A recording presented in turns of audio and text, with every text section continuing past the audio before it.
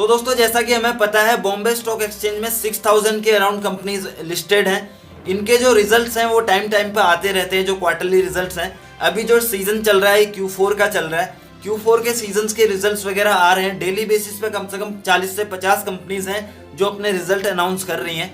मैं उनमें से आपके लिए एक या दो पिक्स वगैरह बेहतरीन आपके लिए लेके आता हूं जिनके रिजल्ट मुझे औसम लगते हैं, मेरे व्यू से जो मुझे काफी अच्छे लगते हैं। तो आज इसी लिस्ट में एक टेक्सटाइल कंपनी में आपके लिए और लेके आया हूं दोस्तों। इसके भी रिजल्ट्स आज आए हुए हैं। अंबिका कॉटन जो है इस कंपनी का नाम है और रिजल्ट्स जो है काफी औसम है दोस्तों। तो आज इसी कंपनी के बारे में हम चर्चा करेंगे दोस्तों। इसके फ्यूचर आउटलुक को देखेंगे, इसके ग्रोथ पोटेंशियल को देखेंगे, इसके फाइनेंशियल्स वगैरह को देखेंगे, इसके बिजनेस मॉडल को समझने की कोशिश करेंगे और इसका जो रिजल्ट्स वगैरह आया हुआ है वो कैसे है वो हम देखेंगे। और इस पर्टिकुलर स्टॉक में हमें क्या करना चाहिए, अगर हमने पोजीशन पहले से बनाई हुई है, पहले से हमारे पास में इस कंपनी के स्टॉक्स हैं तो क्या करना चाहिए, और हमें अगर नई एंट्री करनी है तो कहाँ पे करनी है और कहाँ तक इस स्टॉक का प्राइस जा सकता है। इन्हीं सारे विषयों के बारे में आज हम चर्चा करेंगे दोस्तों, तो वीडियो में बने रहिए।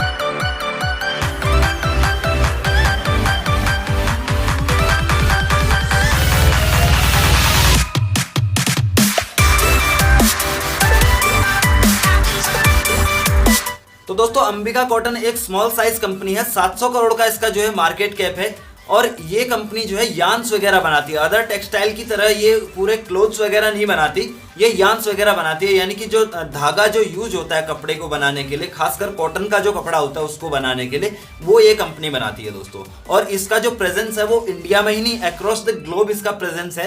एक्सपोर्ट भी ये कंपनी करती है दोस्तों।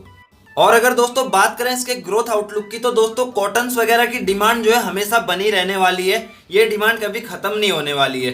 क्लोथ्स वगैरह हमेशा यूज होंगे दोस्तों और इनका जो कंजम्पशन है वो हमेशा चलता ही रहेगा। और इसके साथ साथ में संभावना ये भी है दोस्तों कि जो एक्सपोर्ट्स वगैरह है वो अभी इंडिया में कम हुआ है दोस्तों काफी टाइम से। पहले एक्सपोर्ट के मामले में इंडिया आगे था, बट अभी जो है कुछ कंपिटिटर जो कंट्रीज हैं जैसे कि बांग्लादेश है या जॉर्डन है, इनका जो डिमांड है मार्केट में काफी ज्यादा हो चुका है क्योंकि ये लो प्राइस पे वो चीज प्रोवाइड कराते हैं अदर कंट्रीज को। तो अगर डिमांड एक्सपोर्ट की भी इसमें बढ़ती है तो ये फिर और भी ज्यादा मतलब सोने पे सुहागा एक तरीके से हो जाएगा।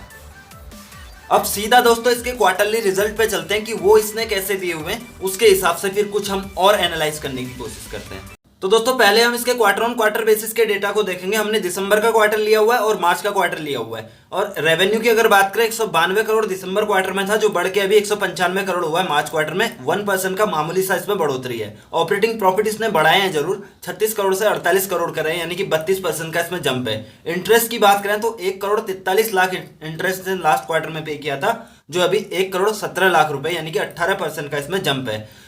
और अगर बात करें नेट प्रॉफिट की, तो नेट प्रॉफिट में इसने 21 करोड़ का जो नेट प्रॉफिट किया था दिसंबर क्वार्टर में किया था, जो अभी के क्वार्टर में 28 करोड़ हुआ है, यानी कि 37% का इसमें भी ग्रोथ है। ऑपरेटिंग प्रॉफिट मार्जिन भी इसने इंप्रूव किए हुए हैं, 18% से 24% किए, यानी कि 6% का इसमें ग्रोथ है दोस्तों। और अगर बात करें इसके ईयर ऑन ईयर बेसिस के डेटा की, तो 623 करोड़ का जो रेवेन्यू है इसने लास्ट ईयर में किया था, जो बढ़ के अभी 633 करोड़ हुआ है, यानी कि फ्लैट सा ही है। 1.65% का मामूली से बढ़ोतरी है इसके रेवेन्यू में। प्रॉफिट ऑपरेटिंग प्रॉफिट की अगर बात करें 105 करोड़ से 125 करोड़ किया, यानी कि 19% का जंप है। इंटरेस्ट इसने अच्छा खासा कम किया हुआ, 9 करोड़ 35 लाख से 6 करोड़ 44 लाख, यानी कि 31% की इंटरेस्ट में इसने गिरावट करी है। स्टैंड अलोन नेट प्रॉफिट की बात करें तो 52 करोड़ से 67 करोड़ हुआ है, यानी कि 30% का इसमें ग्रोथ है। मार्जिन वगैरह ईयर ऑन ईयर बेसिस पे भी इसने बढ़ाए हैं दोस्तों, 16.90% से 19.81% किया, यानी कि 3% का इसमें ग्रोथ है। अब अगर बात करें इसके शेयर होल्डिंग पैटर्न की, तो प्रमोटर इसके मेजोरिटी शेयर होल्डर है, 50% का इसमें स्टेक है प्रमोटर का। प्लेज वगैरह कुछ भी नहीं है, म्यूचुअल फंड्स का कोई स्टेक नहीं है, एफआईज का कोई स्टेक नहीं है। प्रमोटर विद हाईएस्ट होल्डिंग की अगर बात करें तो मिसेस सी भवानी जो है इनकी जो है प्रमोटर है, हाईएस्ट होल्डिंग जो है वो ऑन करती है 39%। हाईएस्ट पब्लिक शेयर होल्डर की बात करें तो एप्पल फाइनेंस लिमिटेड का जो है इसमें 2.9% का, और इंडिविजुअल इन्वेस्टर्स की बात करें तो इनका जो है 34.54% का इसमें स्टेक है। टोटल नॉन इंस्टीट्यूशनल की बात करें तो 49.481 जो है इसमें स्टेक है। इसमें एफआईआईज और म्यूचुअल फंड्स का स्टेक नहीं है। लॉजिक आपको कई बार मैंने बताया है कि ये जो है माइक्रो कैप कंपनी है या स्मॉल कैप कंपनी है, इसमें स्टेक कम रहता है, तो इस वजह से नहीं है। अब अगर बात करें दोस्तों इसके पास्ट परफॉर्मेंस की, तो वनडे में इसने रिटर्न दिया 1% का, 1 वीक में माइनस में इसने रिटर्न दिया 1.43% का, 1 मंथ में 10%, 3 मंथ में 29%, 6 मंथ में 52%, ईयर टिल डेट में 50%, 1 ईयर में 92%, 2 ईयर में 16%, 3 ईयर में -2.37%, 4 ईयर में -1.59%, 5 ईयर में 55%, 10 ईयर्स में 603%। यानी कि लंबे टाइम होराइजन में इसने 600% का रिटर्न दिया, जो कि काफी अच्छा है। मीडियम टर्म में इसने जो है काफी निराश किया हुआ है एक तरीके से लोगों को। एक तो वेट किया लोगों ने इसके स्टॉक्स का, और ये बड़ी नहीं कंपनी, तो उस हिसाब से 3 साल 4 साल में इसने अभी भी माइनस में ही रिटर्न इसके बता रहा है। 1 ईयर में बात करें तो अच्छे रिटर्न दिए, और 6 मंथ में अच्छे रिटर्न दिए। बीच के जो मीडियम टर्म है उसमें इसने कुछ अच्छा परफॉर्म नहीं किया हुआ है। तो वैसे हम स्टॉक शेयर करते हैं दोस्तों लॉन्गर टाइम के लिए ही, तो लॉन्गर टाइम में अगर इसने अच्छा रिटर्न दिया हुआ है तो काफी अच्छी बात है। अब दोस्तों जल्दी से इसके फाइनेंशियल्स भी देख लेते हैं। Ambika cotton mills limited company का नाम है, 1271 का जो है करंट मार्केट प्राइस है। आज के डेट में फ्लैट रहा है स्टॉक जो है। मार्केट कैप की बात करें तो 710 करोड़ का मार्केट कैप है। एक स्मॉल कैप से भी छोटी जो है माइक्रो कैप कंपनी है। एंटरप्राइज वैल्यू इसका 772 करोड़ है, और नंबर ऑफ शेयर्स इसके 57 लाख हैं। पी इसका जो है 14 का पी है। प्राइस टू बुक इसका 1.34 है। फेस वैल्यू 10 है। कैश 7 करोड़ पड़ा हुआ है। बुक वैल्यू 952 है इसका। डिविडेंड यील्ड जो है 1.81% है। डेट इसके पास में जो है थोड़ा सा 69 करोड़ है, कैश के मुकाबले थोड़ा सा ज्यादा है, बट ज्यादा डेट नहीं है एक तरीके से। प्रमोटर होल्डिंग इसमें 50% है। अर्निंग पर शेयर 86 है, और आरओसी की बात करें 13% है। आरओई की बात करें 10% है। सेल्स ग्रोथ और प्रॉफिट ग्रोथ इसमें माइनस में दिखा रहा है। ये जो डेटा है ये लास्ट ईयर का है। अभी का डेटा भी देख लेते हैं। फिन स्टार जो है इसमें 3 मिले हुए हैं। अभी के डेटा की अगर बात करें दोस्तों, पी इसका जो है 14 का पी है। प्राइस टू बुक इसका 1 है। ईवी टू ईबिट इसका 10 है। ईवी टू ईबिटा इसका 7 है। ईवी टू कैपिटल एम्प्लॉयड 1 है। ईवी टू सेल्स इसका 1.31% है। पैग रेशियो 0 बता रहा है। डिविडेंड यील्ड 1.20% है। आरओसी इसका 11% है। आरओई इसका 9.43% है। सेल्स और प्रॉफिट ग्रोथ हम ऑलरेडी देख चुके हैं जो क्वार्टरली रिजल्ट देखे थे उसमें। तो ओवरऑल अगर देखा जाए तो मिला जुला ही है। पीई भी उतना ज़्यादा कम नहीं हुआ है, ना ही इसका आरओसी और आरओई उतना ज़्यादा बड़ा है, बराबर ही है। आगे चलते हैं। अब अगर इसके पीयर्स को इसके साथ में कंपेयर करें दोस्तों, तो इसका जो है एवरेज ही एक तरीके से पी है। ना ज़्यादा है ना कम है, कम भी इससे है ज़्यादा भी इससे है। तो एक तरीके से देखा जाए तो एवरेज भी है। आगे चलते हैं।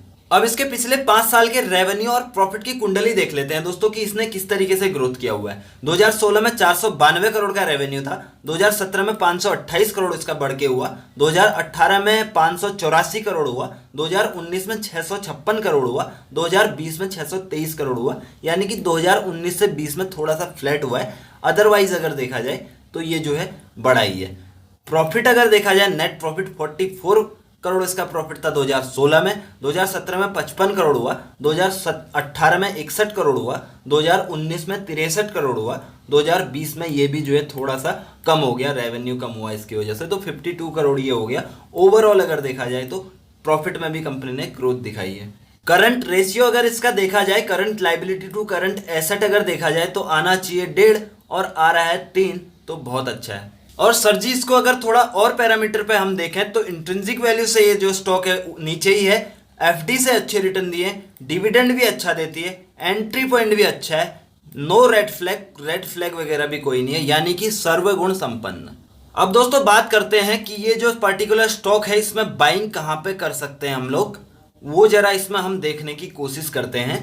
तो ये जो है एक तरीके से अपने लाइफ हाई की तरफ को बढ़ रहा है, और अगर देखा जाए तो यहाँ पे ये रेसिस्टेंस फेस कर रहा है। लेकिन वॉल्यूम्स की जो कैंडल है वो लास्ट के जो चार्ट्स हैं इसके, ये मैंने मंथली चार्ट इसका खोला हुआ है, लास्ट के जो चार्ट्स हैं इसमें वॉल्यूम्स इसके काफी अच्छे आ रहे हैं। वॉल्यूम्स अच्छे आ रहे हैं तो जैसे यहाँ पे वॉल्यूम्स अच्छे आ रहे थे, इसके ऊपर उसके बाद में जाने में इसको प्रॉब्लम नहीं हुई, हाई को तोड़ने में पिछले इसको आगे प्रॉब्लम नहीं हुई। तो उसी तरीके से देखो यहाँ पे भी वॉल्यूम इसके आए थे, तो उसके बाद में फिर इसको ऊपर जाने में कोई प्रॉब्लम नहीं हुई, पिछले हाई को तोड़ने में कोई प्रॉब्लम नहीं हुई। उसी तरीके से ठीक यहाँ पे भी इसके जैसे वॉल्यूम आ रहे हैं, तो इसके हाई को तोड़ने में भी, पिछला जो हाई है उसको तोड़ने में भी कोई प्रॉब्लम नहीं होगी। और उम्मीद है कि मतलब इसके जैसे रिजल्ट्स आए हुए हैं तो ये इस क्वार्टर के दरमियान जो है अपना ये हाई भी तोड़ लेगा, जो कि इसका मेरे ख्याल से लाइफ टाइम हाई है। यस, लाइफ टाइम हाई इसका जो है 1800 के आसपास का है, और वो ये हो सकता है कि अब तोड़ दे। और जिन्होंने इसमें पोजीशन बना के रखी हुई है बस राइड कीजिए, आप बैठे रहिए गाड़ी में, चलते रहने दीजिए उसको जहां तक जाती है गाड़ी, आप इंजॉय कीजिए। जब अगर ऐसा एग्जिट वगैरह करना रहेगा तो हम बता देंगे, इन्फॉर्मेशन आपको दे देंगे। वैसे अगर देखा जाए तो अभी मार्केट जो है, अभी डायरेक्शन इसका जो है मार्केट का पता नहीं लग रहा है किस तरफ को है किस तरफ को नहीं है। तो मार्केट की डायरेक्शन के हिसाब से भी इसका मूवमेंट चेंज होगा। अगर वैसे हम देखें तो इसका जो अगर मार्केट अच्छा या फिर कंसोलिडेट परफॉर्म करता है तो इसका जो है प्लस में परफॉर्मेंस रहेगा, ये मैं कह सकता हूँ आपको। अगर आप करना चाहते हो फ्रेश एंट्री कर सकते हो, कोई दिक्कत नहीं है। हाँ, बशर्ते आपका जो टाइम होराइजन है वो लंबा होना चाहिए। शॉर्ट टर्म में अगर मार्केट में थोड़ा सा फॉल आता है तो आपको रेड में जो है आपका पोर्टफोलियो देखने को मिल सकता है। और या तो फिर आप इस तरीके से कर सकते हैं कि जैसे आपको 10 स्टॉक बाई करने हैं तो 2-4 अभी बाई कर लो, नीचे गिरता है तो 2-4 और बाई कर लो, ऊपर जाता है तो जाने दो दूसरे में इन्वेस्ट कर लो, फिर क्या दिक्कत है। तो दोस्तों आई होप कि आपको वीडियो पसंद आया होगा। वीडियो पसंद आया तो लाइक कीजिए, शेयर कीजिए अपने दोस्तों के साथ में, और चैनल को सब्सक्राइब करना मत भूलिए दोस्तों। ऐसे ही इन्फॉर्मेशन आपको डेली बेसिस पे 2-3 वीडियोस आपको मिलती रहती हैं दोस्तों। तो और अगर आपके कोई क्वेरीज है, कोई सलाह है, कोई सुझाव है तो कमेंट कीजिए। और ये डिटेल्ड एनालिसिस का जो प्लेलिस्ट है दोस्तों, ये आप जरूर एक बार चेक कर लीजिए। इसमें हमने कंपनीज के total fundamental analysis, business model analysis, valuation analysis, financial analysis complete करके हमने डाले हुए हैं। इससे आपको बेनिफिट क्या रहेगा, हमारा जो ये रिसर्च में टाइम लगता है दोस्तों, एक कंपनी को रिसर्च करने में ऑनेस्टली जो है 10 से 12 घंटे का टाइम लगता है। लेकिन आपका अगर ये वीडियोस वगैरह देखते हैं तो वो रिसर्च की जो वैल्यू है आपको 10 से 15 मिनट के वीडियो में मिल जाएगी। इससे आपका टाइम बचेगा दोस्तों। 10 से 12 घंटे का जो टाइम आपका रहता है रिसर्च वगैरह करने का, वो आपका बचेगा, उसको आप कहीं दूसरी जगह पे यूटिलाइज कर सकते हैं। इसके अलावा आपका दूसरा बेनिफिट भी इसमें रहता है दोस्तों कि जैसे आप कहीं पे ट्रैवल कर रहे हैं या फिर कहीं किसी फ्रेंड का वेट कर रहे हैं या किसी रिलेटिव का वेट कर रहे हैं, तो उस टाइम पे भी आप फ्री टाइम में काफ़ी बोर फील करता है आदमी, तो उस टाइम पे भी आप हमारे वीडियोस देख सकते हैं। तो उससे क्या होगा कि आपका फ्री टाइम का भी यूटिलाइजेशन होगा दोस्तों। टाइम बहुत इंपॉर्टेंट है दोस्तों, खुद से भी ज़्यादा अपने टाइम का ध्यान रखिए। और thank you so much for watching this video till the end.